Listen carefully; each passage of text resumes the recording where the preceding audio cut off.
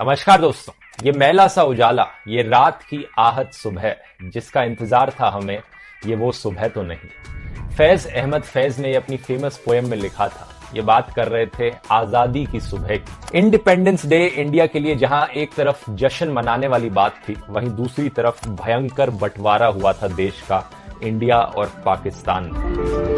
Between August 1947 and March 1948, 4.5 million Hindus and Sikhs are forced to migrate from Pakistan to India. 6 million Muslims must move in the opposite direction. 10 million people are displaced in the partition of India. 1 million are dead. लेकिन ये partition हुआ क्यों था? क्या वजह थी इसके पीछे? आइए ये समझने की कोशिश करते हैं आज के स्पेशल वीडियो में। पार्टीशन के बारे में आप लोगों से पूछोगे तो कुछ लोगों के पास बड़ी दिलचस्प कहानियां होती हैं सुनाने को। एक बड़ी फेमस कहानी है जवाहरलाल नेहरू, मोहम्मद अली जिन्ना और एडविना माउंटबैटन को लेकर। ये तीनों सेम कॉलेज में पढ़े थे लंदन में, जिसका नाम था हैरिस कॉलेज।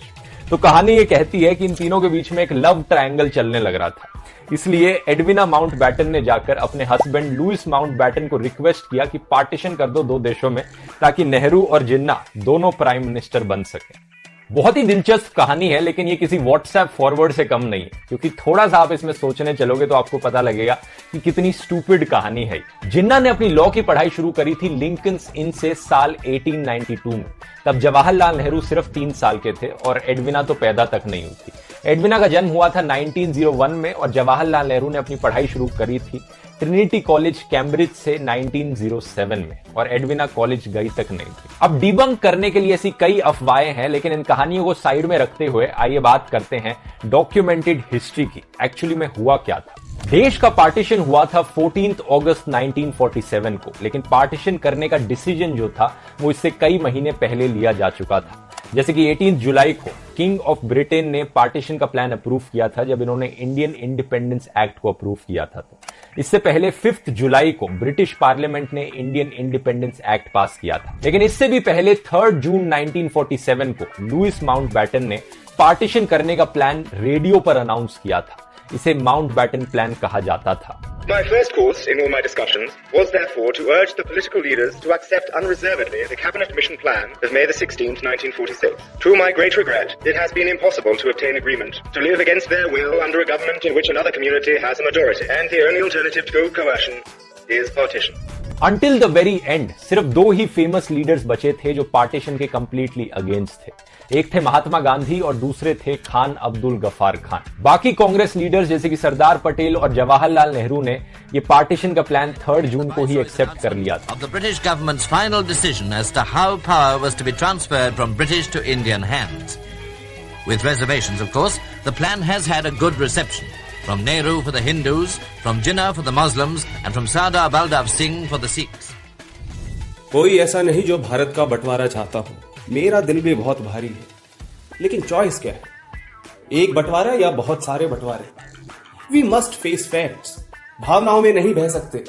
सरदार पटेल जिस सिचुएशन की बात कर रहे थे वो सिचुएशन एक्चुअली में और भी कई साल पहले से बनने लग रही थी। यही रीजन था कि 1 अप्रैल 1947 को गांधी जी मिलते हैं माउंटबैटन के साथ, डेस्परेटली कोशिश करते हैं पार्टीशन को अवॉइड करने की। गांधी इतने डेस्परेट थे पार्टीशन को अवॉइड करने के लिए कि उन्होंने प्राइम मिनिस्टर की पोजीशन ऑफर कर दी जिन्ना को। माउंटबैटन गए नेहरू के पास। नेहरू ने कहा कि मुझे कोई दिक्कत नहीं है इससे, लेकिन ये चीज ऑलरेडी ऑफर करी जा चुकी है जिन्ना को पहले, और जिन्ना ऑलरेडी इस चीज को रिजेक्ट कर चुके हैं। और फिर से जब ये ऑफर किया गया जिन्ना को, आखिरी बार भी जिन्ना ने इस ऑफर को रिजेक्ट कर दिया। जिन्ना ने कहा, आजाद भारत को लेकर मिस्टर गांधी का जो विचार है वह हमसे अलग है, बुनियादी तौर पर अलग है। वैसे गांधी जी के आइडियाज को और गहराई से जानने के लिए मैं आपको रेकमेंड करूंगा आप गांधी जी की ऑटोबायोग्राफी सुनिए कुकू एफएम पर, और सरदार वल्लभ भाई पटेल और जवाहरलाल नेहरू के बीच में जो कॉन्वर्सेशंस हुई थी उन्हें डिटेल में जानने के लिए आप ये वाली ऑडियो बुक सुनिए। इन दोनों ऑडियो बुक का लिंक मैं नीचे डिस्क्रिप्शन में डाल दूंगा। अगर आप कुकू एफएम को नहीं जानते, कुकू एफएम एक बढ़िया ऑडियो लर्निंग का प्लेटफॉर्म है जहां पर आप ना सिर्फ बुक समरीज बल्कि बायोग्राफीज भी सुन सकते हैं।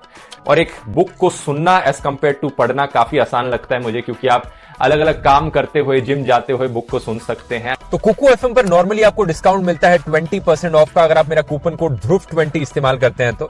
लेकिन अभी इंडिपेंडेंस वीक सेल चल रही है जो साल में एक बार होती है, जिसमें आपको 50% डिस्काउंट मिलेगा अगर आप कूपन कोड freedom50 इस्तेमाल करेंगे तो। इसका मतलब है कि पूरे ईयर की कुकू एफएम की कॉस्ट आपके लिए सिर्फ 199 रुपीज है। तो जरूर जाकर ट्राई आउट करिए, इसका लिंक मैं नीचे डिस्क्रिप्शन में डाल दूंगा। लुइस माउंटबैटन के लिए सारी सिचुएशन समझनी काफी नई चीज थी, क्योंकि वो सिर्फ मार्च 1947 को ही वाइसरॉय बने थे। जब वो पहली बार इंडिया आए तो यूके के उस टाइम के प्राइम मिनिस्टर क्लेमेंट एटली ने उन्हें कहा था कोशिश करना पार्टीशन को अवॉइड करने की। माउंटबैटन से पिछले वाइसरॉय थे आर्चीबल्ड वेवल, जो कि 1943 से लेकर मार्च 1947 तक इंडिया के वाइसरॉय रहे। अब आप हैरान हो जाएंगे जानकर दोस्तों, वेवल एक्चुअली उन लोगों में से थे जो पार्टीशन को अवॉइड करने की कोशिश कर रहे थे। ये एक्चुअली नहीं चाहते थे कि इंडिया का पार्टीशन हो। इनकी शिमला कॉन्फ्रेंस और वेवल प्लान ऑफ जून 1945 इनकी कोशिश दिखलाती है। हमारी प्रॉब्लम एक्चुअली में शुरू होती है वेवल से पिछले वाइसरॉय से। ये थे एक्चुअली में रियल प्रॉब्लम क्रिएटर। लेकिन अब पूरी कहानी को रिवर्स में बताने की जगह आइए कहानी को शुरू से शुरू करते हैं। बहुत से लोगों को लगता है कि पार्टीशन की असली जड़ थी कि हिंदूज और मुस्लिम्स कभी एक साथ रह ही नहीं सकते। हिंदूज और मुस्लिम का कल्चर एक दूसरे से इतना अलग था कि वो कभी भी हिस्टोरिकली यूनाइटेड रह ही नहीं पाए थे। जो लोग ऐसा मानते हैं वो लोगों को यह भी लगता है कि जो मुस्लिम राजा थे वो सारे के सारे बुरे राजा थे, हिंदू राजा थे वो सारे हिस्टोरिकली अच्छे राजा थे, मुस्लिम्स के अगेंस्ट थे। जो भी लड़ाइयां हुई थी पिछले हजारों सालों में इंडियन सब कॉन्टिनेंट में, वो रिलीजन के बेसिस पर लड़ाइयां हुई थी। लेकिन ये सब सच नहीं था दोस्त। हाँ, ये बात सच जरूर है कि कुछ मुस्लिम इन्वेडर्स बड़े ही क्रूअल राजा थे, जैसे कि महमूद गजनबी, मोहम्मद घोरी और खिलजी। लेकिन ये बात भी उतनी ही सच है दोस्तों कि ज्यादातर लड़ाई